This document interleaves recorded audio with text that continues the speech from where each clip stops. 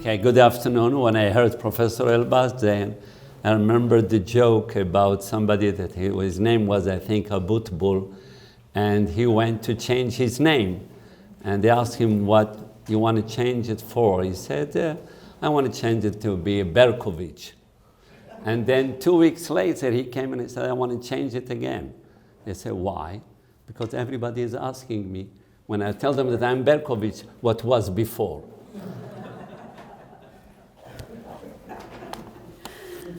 Our study will discuss the goals and the activities of the Association of Moroccan Jews in Israel from the time it was founded some 50 years ago until today. On the one hand, we will place special emphasis on changes that have taken place in the organization's goals and the activities while examining the principles of the organization's charter, its regulations, and its conferences. On the other hand, we look at an outline of the association's activity as determined by the administrations during the organization's 50 years of activity. In addition, if we have time, we will discuss the nature of the social struggles waged by the association, which were largely influenced by the socioeconomic situation in Israel during the first 50 years of its activity, including some cooperation with the Black Panthers on those days. We will pay special attention to the transformation in social activities as they're reflected in the social and cultural revolutions in various areas.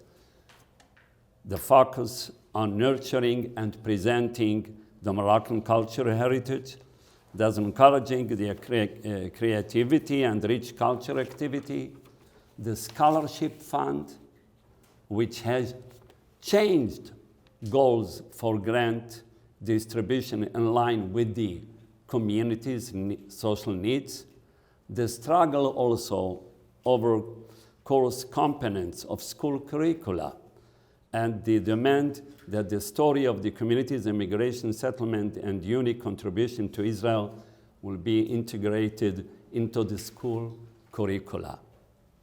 Our research includes a study of the association's documents and also some interviews with former and current activists. In the sake of disclosure, I have to inform you that I'm also right now a chairman of this association. So it's very important for us to know that when I'm analyzing it, still I'm somebody that's also involved in activities.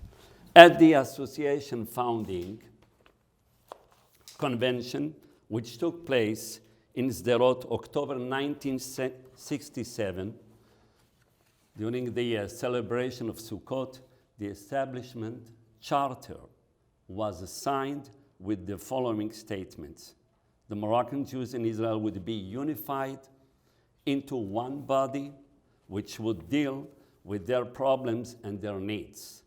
Other goals were to give assistance and guidance to new immigrants from Morocco starting their lives in Israel, to merge economic and social involvement with the rest of the diaspora Jews in order to contribute to the creation of one nation within the state, to maintain and cultivate cultural values and the legacy of the Moroccan Jews and their contribution to the Israeli culture. To raise, it's very important, the Moroccan Jew status among the other citizens of the state. The charter itself, as you see here in the picture, ends in the prayer that the Almighty gives his blessing and bring redemption and peace to the state of Israel and to the whole world. The formulation of the charter and its style of writing is reminiscent of the Declaration of Independence of the State of Israel, both in the formulation of its goals and its opening, as well as the signatures of the founders in the body of the Charter. All of these attest to the emphasis placed on the national approach of the Charter's drafters, the people who signed it, and their desire to be part of the state's institutions and to be integrated into Israel's social institution. Before I begin to describe some of the activities and to divide it also to 3 periods of times, I would like to give some historical background. Maybe it's not going to be exactly the way Dr. Picard saw it. It's a little bit different because I'm going to emphasize other points of view. With the establishment of the State of Israel in the years 1948-49, the new immigrants took up residence in the abandoned neighborhoods of such cities as Ramle, Lod, Haifa, Jerusalem. However, there were no longer any available places to live for the immigrations that followed them from Arab countries. And transit camps were established for these new immigrants throughout the country. The conditions in the Ma'abarot transit camps were extremely difficult. Firstly, it was impossible to provide jobs for everyone, which created, of course, later an atmosphere of idleness. The transition was poor, and the sanitation was really terrible. In the Kordani Ma'abara, for example, there was one communal shower that served more than 300 people. These immigrants were forced to cope with the new socioeconomic reality, employment problems, and lack of suitable housing.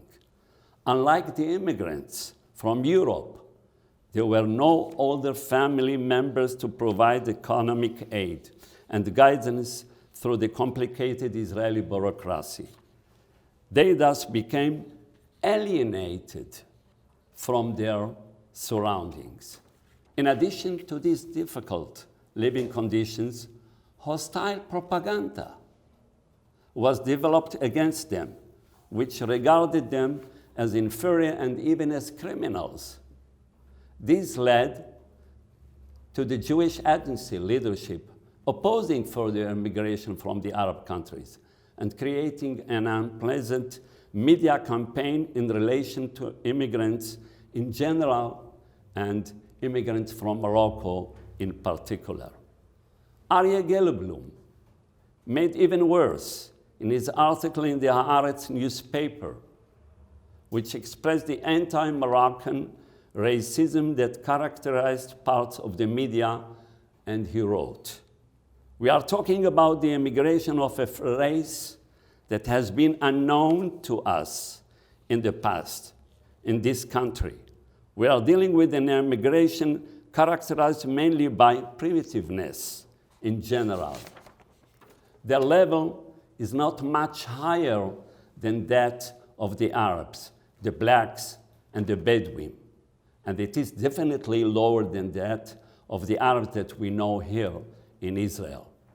In contrast to the Yemenites, whose roots in Judaism are deep, these people have been under the total influence of random and primitive instincts."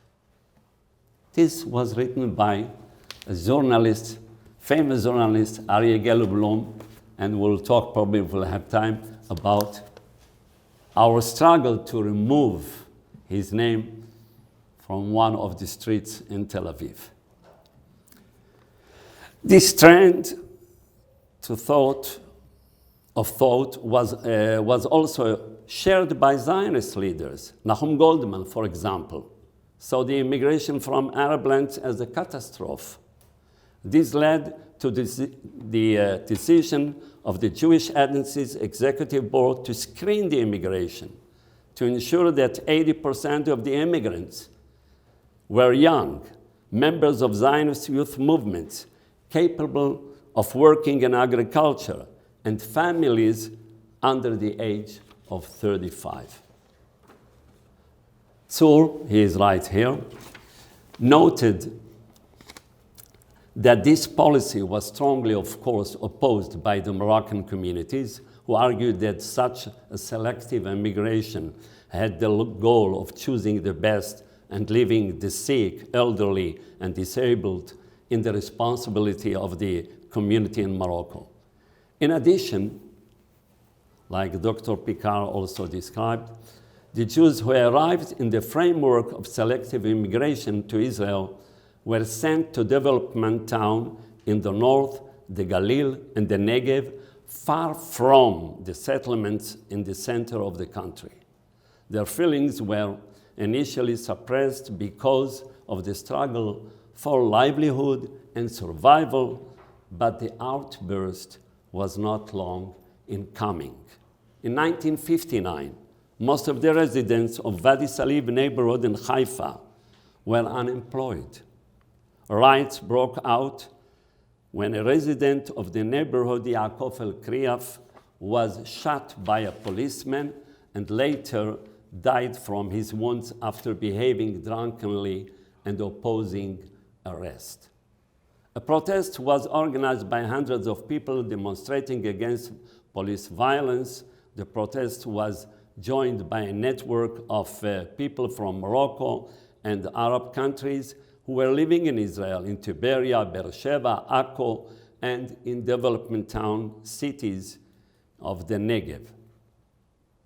Following these events, a commission of inquiry was set up, headed by the Supreme Court Justice.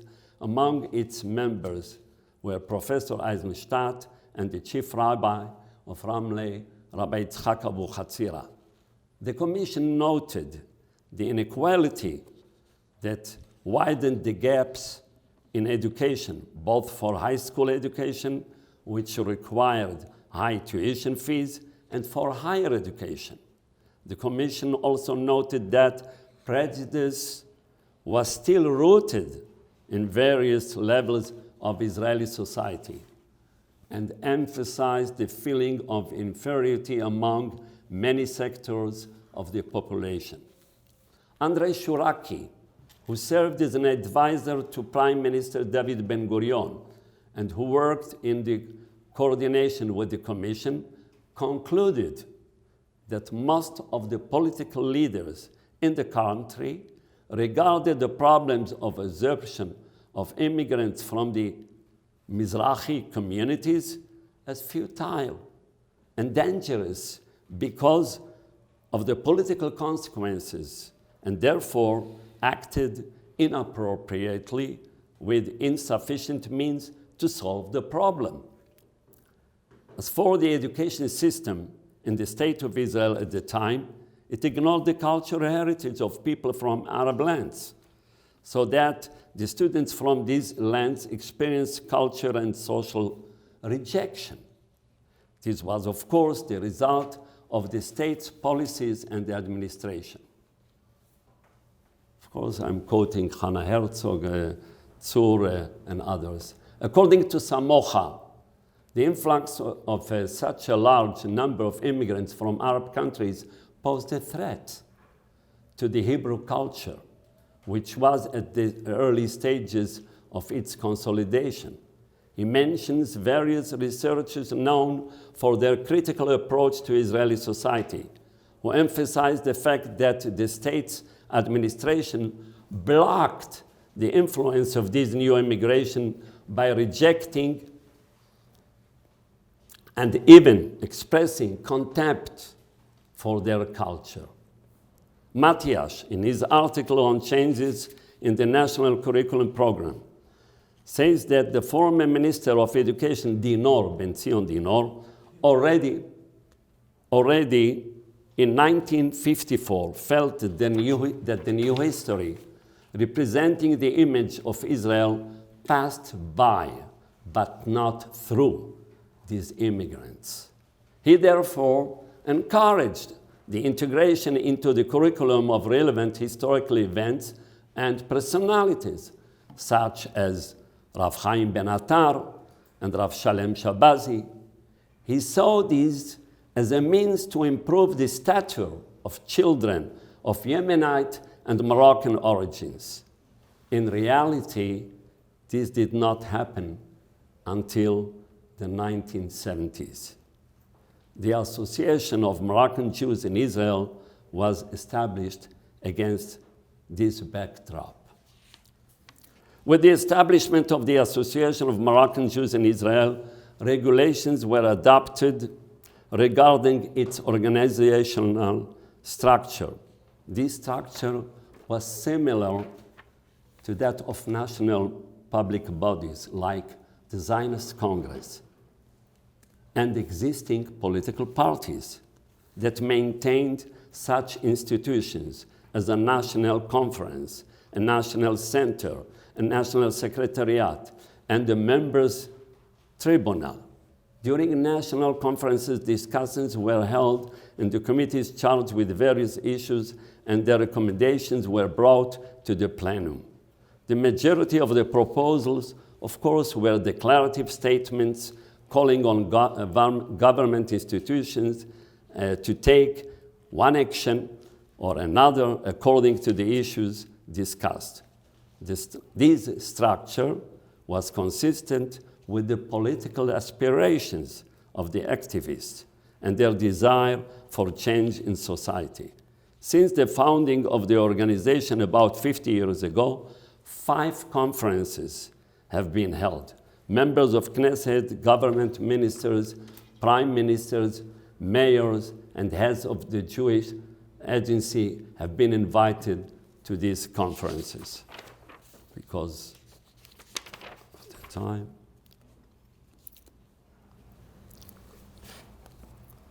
We can now divide the activities of the organization into 3 time periods, during each of which different issues were the main focus of activity. The first period, between 1967 and 1981, was that of the founders and the first leaders of the association.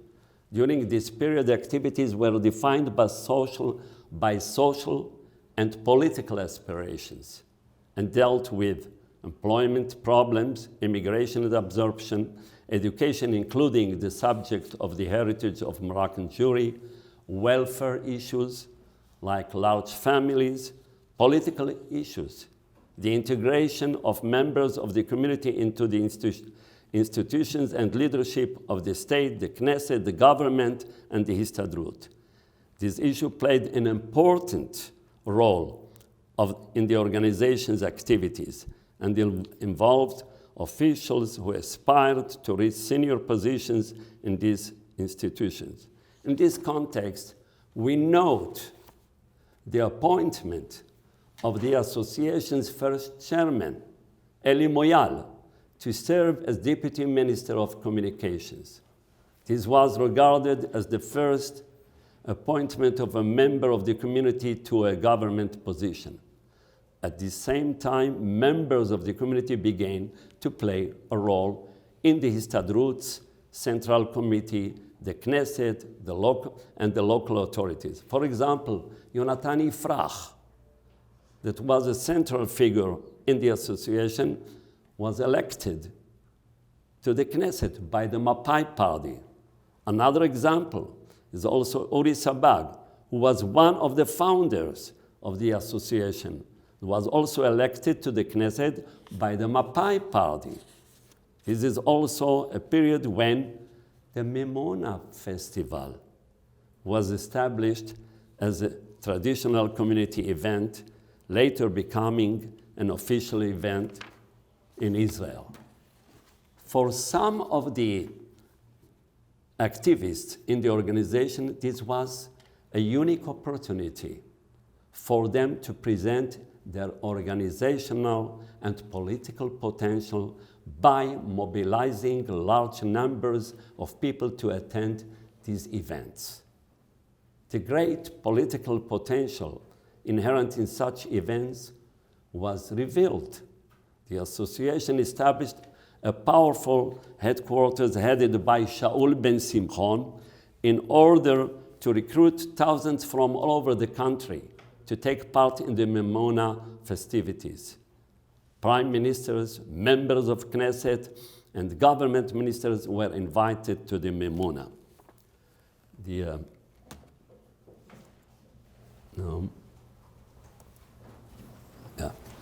I'm sorry for it, just I took some photos. It's not really a PowerPoint, but I want to show you.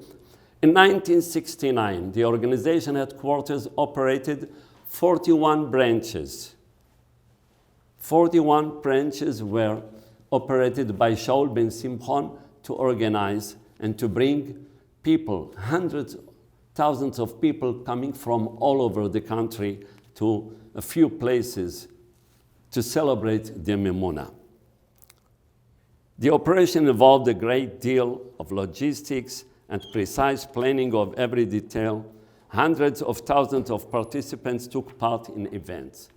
These activities were a great success, but faced harsh criticism because of their political nature and for their distortion of what had once been a family tradition into a mass festivity, which appeared cheap and disrespectful of tradition, and even included, on those days, belly dancing.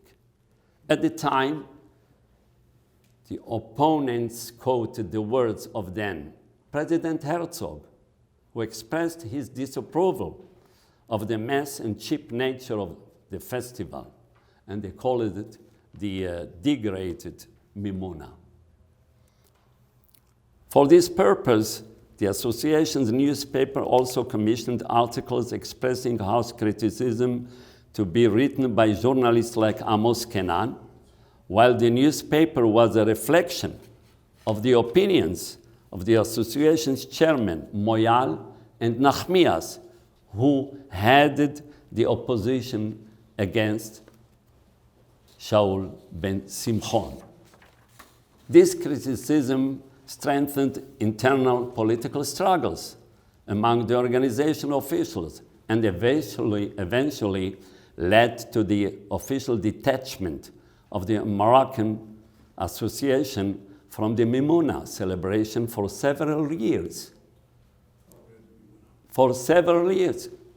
This criticism contributed to a renewed structure of these celebrations by focusing on the open house hospitality aspect rather than the outdoor picnics and celebrations. In addition, many institutions collaborated to organize conferences and study days about the meaning of the Mimouna and its contribution to Israeli society. In the past 10 years, conferences have been held in Ashkelon, Ashdod, and in other cities with the active participation of the association. This period is particularly outstanding in the active and the leading presence of members of the organization in the Labour Party. However, there were also other activists who belonged to other parties, like the National Religious Party and the Herut, Likud later party, but the vast majority of the association were members identified with and were active in the Labour Party. Key Labour Party activists saw the potential presented by the association, and therefore they arranged for the nomination. Only 1 minute? So I'm sorry. Okay, I wanted to discuss because they wanted to bring two different approaches. I'll try to do it. Yeah. Okay. I wanted to show the different, of course, 3 times period in activities. In the beginning, of course, we had to deal with the immigration and the absorption in the country, unemployment, and the last period was really more dedicated to cultural activities and to the struggle to be part of the curriculum program in the schools. These were the main activities. I didn't have time to elaborate, I'll see. I want to analyze the role of this association. I thought to bring two different approaches. One is Sami Shalom Shitrit, who sees, of course, totally the Black Panther movement as a protest movement that succeeded in moving the Mizrahi struggle forward. In his opinion, the Six-Day War and its economic and social implications make, and I'm sorry because I didn't know, okay, just to say. In his opinion, Sami Shalom Shitrit, he doesn't see the Association of Moroccan Jews in Israel as a social movement that shares the challenge of ending the socio-economic oppression of an ethnic group. In his opinion, it is an organization that officially organizes seminars, conventions for the educated members of the group, supports research, publishes books, and gives grants to university students. Unofficially, it is a home forum that enlists support from members of the group, hosts leaders of the Labour Party to prove their ability to enlist supporters and voters, etc., etc. And he quotes also Kochavi Shemesh that sees this kind of organizations, including the Moroccan organization, as enemy. It's an enemy to the, that serves the establishment to oppress the Mizrahim.